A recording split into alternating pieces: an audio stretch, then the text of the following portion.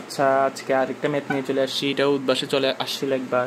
এখানে প্রশ্নটা বলছে হচ্ছে 25 ডিগ্রি সেলসিয়াস তাপমাত্রা একটি পরিবাহীর রোধ 45 ওহম, তারপর 25 ডিগ্রি সেলসিয়াস তাপমাত্রা পরিবাহীতে মুক্ত ইলেকট্রনের সংখ্যা এত এবং তারণ বেগ দেওয়া আছে, প্রবাহ ঘনত্ব দেওয়া আছে, প্রবাহ ঘনত্ব বের করতে বলছে এবং আমাদেরকে বলছে পরিবাহী দুই প্রান্তের বিভব পার্থক্য হচ্ছে 5 মিলিভোল্ট হলে। হ্যাঁ, আচ্ছা, আমরা প্রবাহ ঘনত্ব মানে কি জানি? আমরা প্রবাহ ঘনত্ব মানে জানি যে এটা হচ্ছে তারণ বেগের সূত্র, আর প্রবাহ ঘনত্বের সূত্র হচ্ছে J = NVE।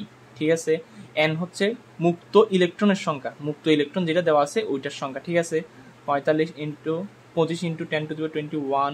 ভি হচ্ছে তারণ বেগের সংখ্যা, তাহলে 3 ইন্টু 10⁻6। ই হচ্ছে 1.6 ইন্টু 10⁻90। কত আসে? আমরা জানি এটা সমান কত আসতে পারে, 45 ইন্টু, আমি এটা দেখে বলে দিই, সেটা হচ্ছে আমি আগেই করছিলাম তো তাই an−2। ঠিক আছে, এটা হচ্ছে কি তারণ বেগ বলছি প্রবাহ ঘনত্বের আনসার। হ্যাঁ, আমরা হাত থেকে একটু মনে হয় দূরে চলে গেছিল। আচ্ছা, সমস্যা নেই, আপনারা তো দেখতে পাচ্ছেন, এই বুঝছেন আমার কথা আশা করি। এবার হচ্ছে প্রস্থচ্ছেদের ক্ষেত্রফল জিজ্ঞেস করছে। ঠিক আছে, প্রস্থচ্ছেদের ক্ষেত্রফল তা আমরা কি জানি? আমরা তো I=NA/VE এখান থেকে বের করতে পারতেছি।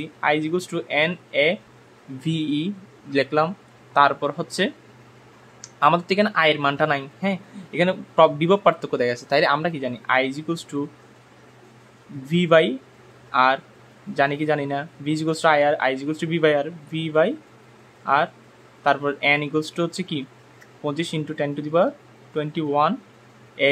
কি হচ্ছে বের করতে হবে, V= দেওয়া আছে 3 ইন্টু 10⁻6, E= 1.6 ইন্টু 10⁻19। খুবই সুন্দর একটা ম্যাথ।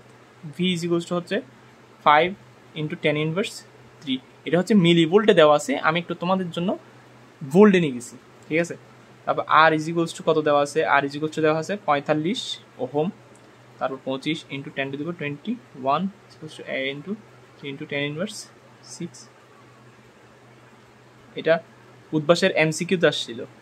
A= তাহলে কত আসে? আমি এখানে করে আসি, দেখতেছি যে 10⁻3²। খুবই সুন্দর একটা ম্যাথ। ঠিক আছে, আসসালামু আলাইকুম।